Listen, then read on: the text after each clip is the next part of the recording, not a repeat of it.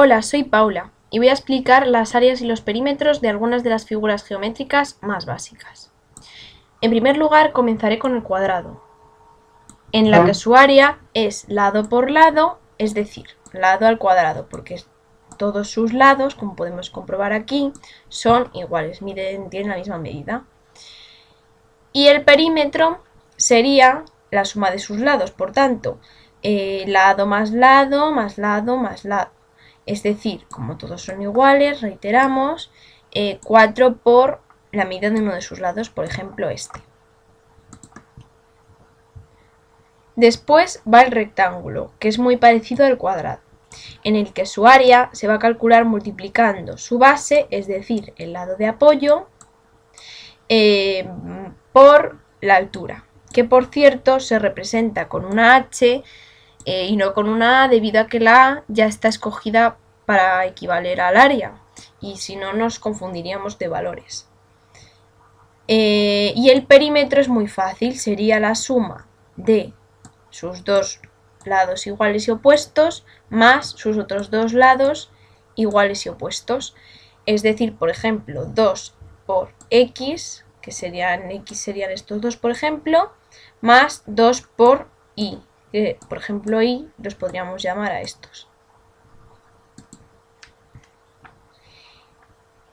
Ahora voy a por el triángulo, en el que su área se puede calcular multiplicando la base, es decir, punto de apoyo, el lado de punto de apoyo, por la altura, que no hay que confundirla con uno de sus lados, es decir, estos, ya que no tienen la misma medida y no nos va a salir nunca la solución del problema correcta si lo hacemos así. La altura sería, por tanto, desde el punto medio de la base hasta el vértice opuesto, esta medida. Y todo ello lo partimos entre 2. Si no hacemos este último paso, que es muy importante, nos quedaría el área, por tanto, del cuadrado en el que se inscribiría este triángulo. Porque este espacio y este espacio de nuestro cuadrado que nos sobra formarían todo el área de este triángulo, un área equivalente. Entonces hay que dividirlo entre 2 porque el área de este triángulo es justo la mitad del área de este cuadrado. Y su perímetro se puede hallar de 3 formas. Si es un triángulo escaleno, que sería de todos sus lados son diferentes, sería por ejemplo la suma de todos sus lados, es decir, x uno de sus lados y otro de sus lados y z otro de sus lados, o si fuese isósceles, dos de sus lados serían iguales, por lo que sería x, su lado diferente, más la suma de sus otros dos lados, es decir, 2 por y, porque sus otros dos lados son iguales. Y si fuese escaleno, si fuese equilátero, perdón, como los tres lados serían iguales, serían 3 por la medida de uno de sus lados, es decir, x. Luego os voy a explicar cómo hallar el área del rombo, que es una figura un poco más complicada, que sería diámetro mayor, es decir, este, el que mide más, por el diámetro menor, es decir, este, el que mide menos, como es lógico. Y todo ello lo partimos entre 2, porque si no hacemos este último paso, que vuelve a ser también muy esencial y muy importante, estaríamos calculando el área del rectángulo en el que se inscribiría este rombo.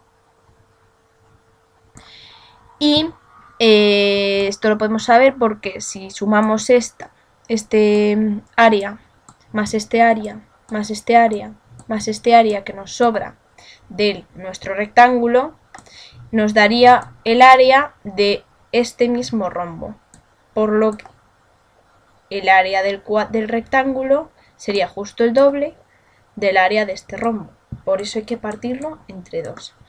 Y el perímetro es muy fácil, porque todos sus lados van a ser iguales, que es una de las propiedades del rombo, aunque sus ángulos no lo sean iguales 2 a 2, es decir, este con este y este con este, sus lados siempre van a ser todos iguales, entonces sería 4 por la medida de uno de sus lados, por ejemplo este. A continuación seguimos con el área del romboide, que sería solamente la base, es decir, el punto de apoyo, por la altura, que no hay que confundirla otra vez con esto porque es el lado, es uno de sus lados, sino sería esta la altura en este caso. Y si nos fijamos, sería la misma área que la del rectángulo, como tenemos aquí. ¿Ves? Base por altura. Porque si nosotros quitamos este pequeño triángulo, el área de este pequeño triángulo, y la colocamos aquí, nos daría un rectángulo. Por eso hacemos la base por la altura. Y la altura por eso no es esta.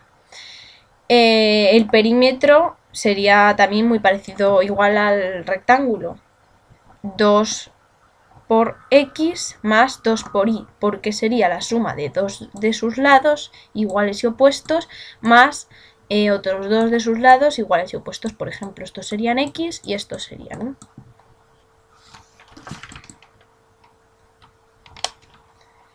También es interesante explicar el área del trapecio, que es la altura, es decir, esta, no confundir con esta otra vez, por la base mayor, la que mide más, y que estaría paralela a la base menor, que es la que mide menos, más la base menor.